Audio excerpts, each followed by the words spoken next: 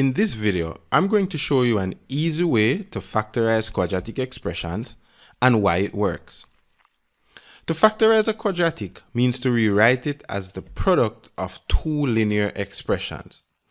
To factorize, basically, we need to break up our x term into two numbers that both multiply to give us the product of the end numbers of the expression, and add to give us the number in the middle of the expression, or the coefficient of x.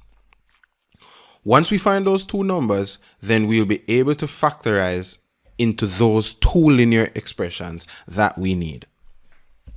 Now let's say that I wanted to factorize x squared plus 5x plus 6. Now the n numbers are 6 and 1, and 1 would be here because it's 1x squared, and the number in the middle is 5. So I'm basically asking myself, what two numbers will multiply to give me 6 times 1, which is 6, and add up to 5 at the same time? Well, if you're thinking 2 and 3, then you're correct, because 2 times 3 is 6, and 2 plus 3 is equal to 5. So that means I can take my expression and split the 5x term into a 2x and a 3x. Why is that useful? Well, now you'll notice that between these two terms, here we have something in common, and here we have something in common. X squared and 2x have x in common. So if I factor that out, then x into x squared will leave me with x, and x into 2x will leave me with 2. Likewise, 3x and 6 have 3 in common. So if I factor that out, then it's going to leave me with x plus 2.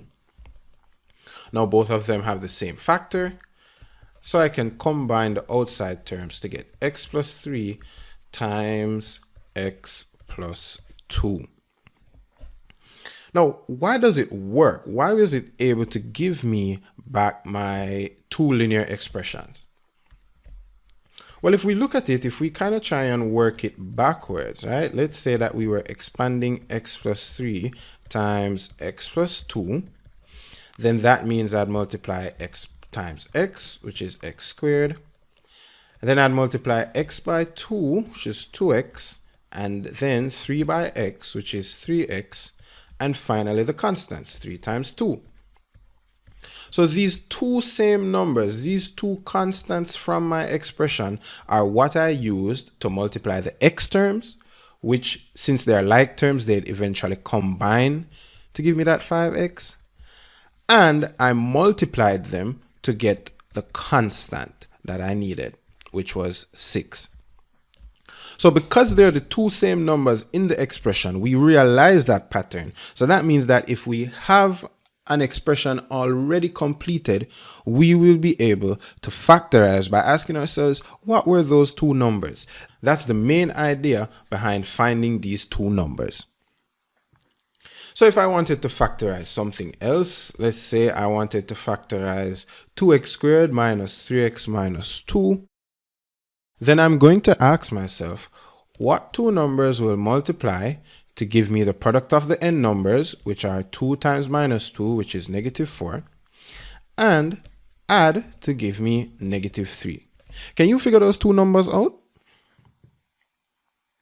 Well, if you're thinking negative 4 and 1, you're correct, because negative 4 times 1 is negative 4, and negative 4 plus 1 is negative 3.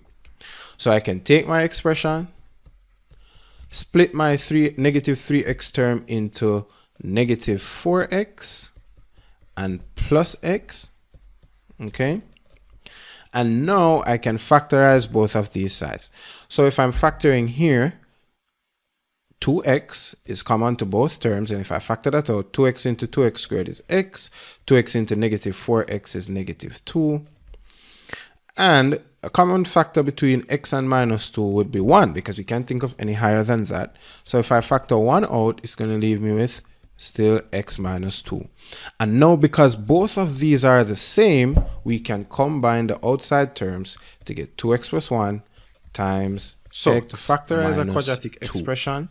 All we need are the numbers that multiply to give us the product of the n terms, and add to give us the coefficient of x.